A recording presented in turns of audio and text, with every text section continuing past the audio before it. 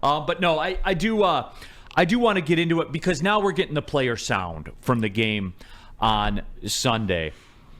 And it's one of those things where, again, they are going to play a game, D-Mac, through all this and through all the talk and through all the Kelly Stafford podcast and all of it. There's going to be a game.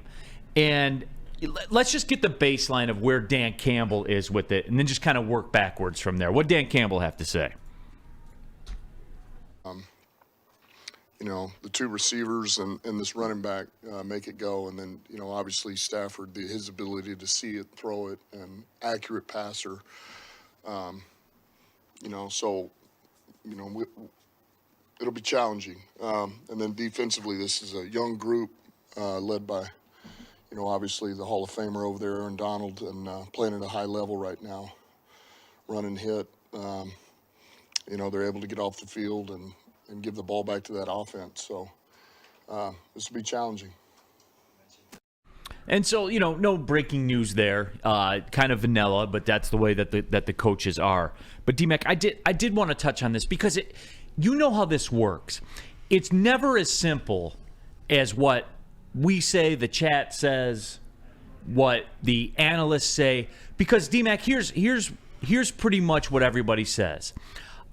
You have Cooper Kupp and Puka Nacua, and Matt Stafford gets him the ball, and the Lions secondary is terrible, and Stafford's going to throw for 500 yards. And, oh, by the way, they got a 1,400-yard rusher as well. They're going to shred the Lions' defense, and the Lions, are going to struggle with that, and it would be same old Lions. But, D-Mac, these games never play out the obvious way. Never.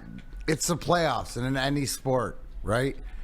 You're going to have a game plan, and you're going to go in with this game plan until you get punched in the face. And everybody at some point gets punched in the face, and then you play, right? You know what you have to do and shut it down, right? This is the prime situation. What do we say about this defense? This is a bend but don't break. You need to get pressure and sacks, and you need to get turnovers.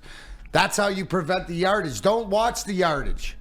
If we've learned something, it ain't about that yardage. It's about the points that they allow. Can they hold them at 7 instead of giving up 7? Can they give up 3? Right? To me, it's not the defense this game. You know what you're going against. To me, it's controlling Aaron Donald and being efficient, being third down efficient, being able to run the ball.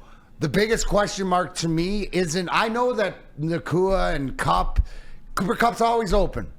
He's going to get the ball, but can we bend but don't break? That's fine. I'm good. Game plan, all it is. Right?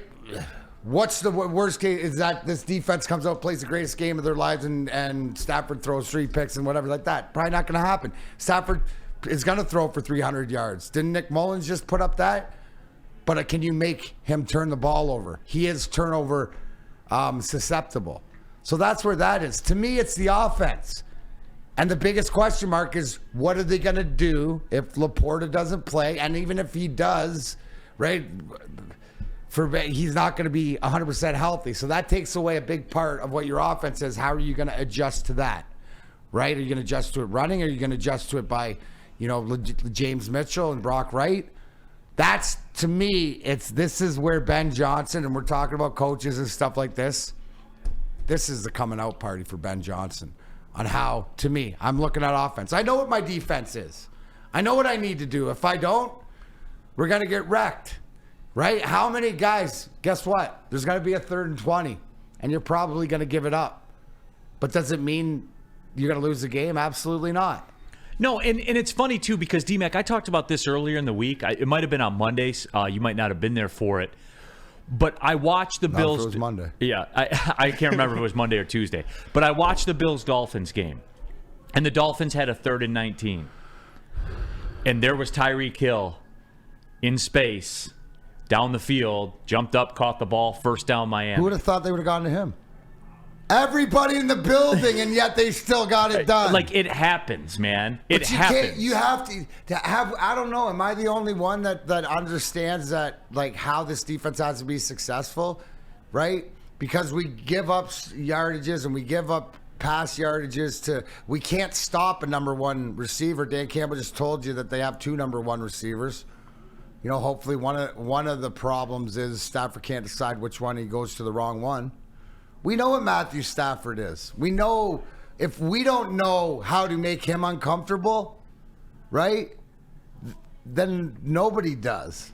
Well, the whole point of this segment to me, D-Mac, is when I say it never goes the way that everybody says that it's going to go. It never does. Not never, ever in the history of sports does it happen that way. And my point with that is this, D-Mac. This Lions defense, they are what they are. They are an elite run defense. An elite run defense. And when they turn the quarterback over or when they sack the quarterback, then they're a very, very good defense. And when they don't, they're not as good of a defense. And the rankings show that. They're about a middle-of-the-road defense in the NFL, which tells me they're very good when they get turnovers. They're not good when they don't. Or sacks, because sacks are the new turnover, right. I was told. But through all that, D-Mac, is everyone gets caught up in like the Nick Mullins yardage thing.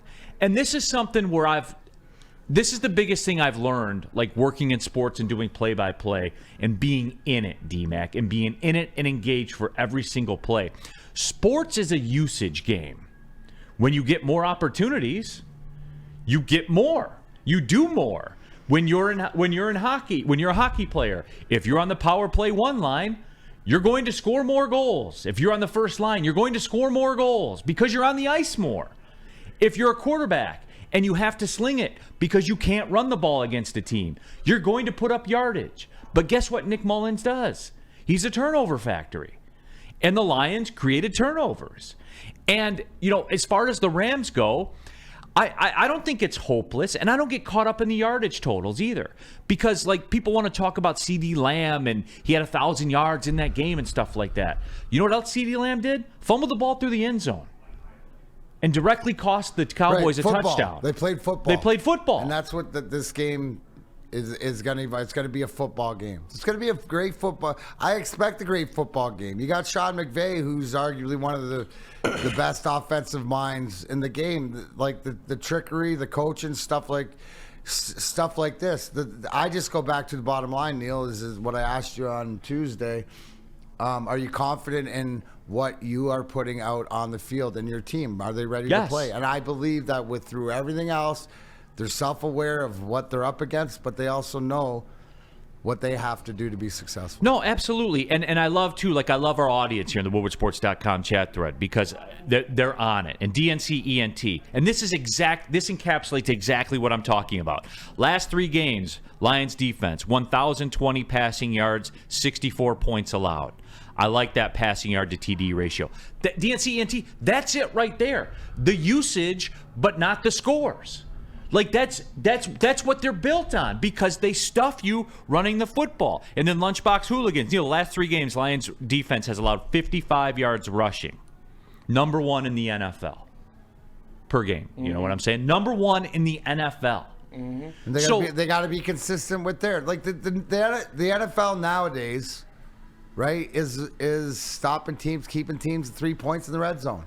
If you can and turning them over, that's it. And turning them over, and if you can counter serve that, you see the way the possessions go. No doubt. And that's my point. And here's something that'll blow your mind when I say this, but I really want you guys to think about it. We talk about this offense and how good it is, and Goff second in the league in passing yards and 4th in touchdowns, and the offense scores points, especially in Ford Field. Let me ask you guys a question for real. What's been the most consistent unit for the Detroit Lions this year? Running backs, offensive line. The rush defense. Oh, yeah. We're not programmed to think that way, right? For sure. The rush defense has been the most consistent, hang your hat on it unit for the Detroit Lions this year, that no matter what's happened, you are not running the foot. That's a non-negotiable. It's been like that since the Carolina game last year, really. 100%. Yeah. And that's earlier when I told you I'm having a hard time thinking about Shohei Ohtani as greatest athletes when it's so obvious. Yeah. This is the same to me. It's so obvious, D-Mac, that this is by far their best unit, by far the most consistent unit, and everything plays off of that. Right. So I guess the give and the take is that you're going to take it there in your rush defense, but you're going to give up a little bit more pass you have yards to. or the pressure and stuff like that, because that's the laws of relativity, right? That's the way that the sport is sort of played. But yeah, so that's got to be consistent, right? That's a non-negotiable. And it creates this. Well, you guys are on it today. You don't even need me here today. And Byrne takes the baton and runs with it. How does Stafford play when he has no run game? We talk about this, right, with Nakua and Kupp and Stafford and, this elite offense that they have, and they're coming in hot and they're 7. How does he do with no run offense? Because he's got one of the best running backs stats-wise in the NFL this year. That's taken away. Everyone's talking about what the Rams can do to the Lions. What about what the Lions can do to the Rams? They're not going to be comfortable from that perspective, D-Mac. They're not. And it's a non-negotiable. Right, and they're aware of it, right? Because one of the names that Dan Campbell brought up was the running back. So, and what do we know about Stafford too, right? Is that he will take some chances. If he can't get the running game, what did he do when he was here? He was ain't afraid to put that ball in the air. So that's your game plan, right? That's your game plan, and that's your non-negotiable, right? For everything that I talked about, but for sure, that's got to be consistent. That's that rush defense to put them in the box, to use their top 2 receivers. Absolutely. WoodwardSports.com chat thread. Bo asks, is James Houston playing? He was a full participant in practice 2 days ago. I know the whole offensive line got a maintenance day off yesterday. Pretty much, yeah. So good. Everything points to him playing. He's a full participant in practice, so I would imagine he'll be out there. And remember, too, he's not we have to remember this. James Houston is not he's more of a specialist than an every down player. So temper your expectations from that regard. Again, talking about usage. Adiz 411, LA Dodgers, aka the Japan Dodgers, $1.1 billion invested in 2 players. Yes, in Adiz 411. Guess what the television market return is going to be on that? Probably about $4 billion, if not more. Half of it from Japan.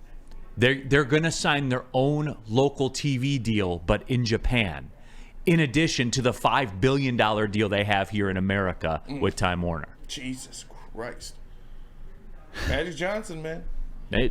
They're playing chess, not checkers, man. Return on investment's pretty high for those 2 guys. You spend $1 billion with the guarantee of getting back 5, even if they get hurt and they suck. Yeah.